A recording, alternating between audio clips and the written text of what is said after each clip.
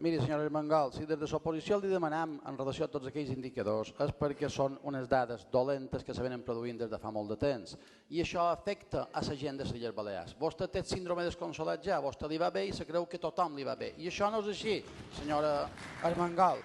I miri, vostè ja ho va dir en el seu primer discurs, però se cansa de repetir-ho. Vostè vol redistribuir la riquesa. I el que està aconseguint és distribuir pobresa. Això és el que està fent vostè, sempre, de forma continuada. Miri, anem a parlar de les seves polítiques prohibicionistes. Vostè ha passat del 4% a 5.000% de creixement, efectivament. I ha fet amb això que començés a créixer el paro. El paro se li ha disparat. No ho veu? Miri, vostè va fer una llei d'habitatge i quina és la conseqüència? Avui surten els diaris que a Balears allà on més han pujat els preus de compra i lloguer d'habitatge. Miri, vostè va fer una llei d'indústria. Quina és la conseqüència? Que la producció industrial cau més a més a Balears. El darrer dato un 3,6% menys a l'octubre. I empreses que tanquen. Bimbo, Cemex, George, Antonis, Salor Jové, en Tomàs Cuquier, Berlín, per suposat, etc.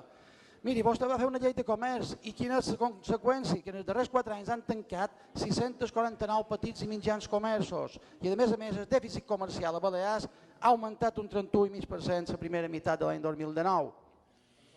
Senyora Armengol, mentre vostè perd el temps en fent oposició a l'oposició, que és una cosa que a vostè li agrada, deixa d'atendre els problemes reals que té la gent. I això no ho hauria de deixar, perquè després acaba que la gent no pot arribar a final de mes o les empreses tanquen.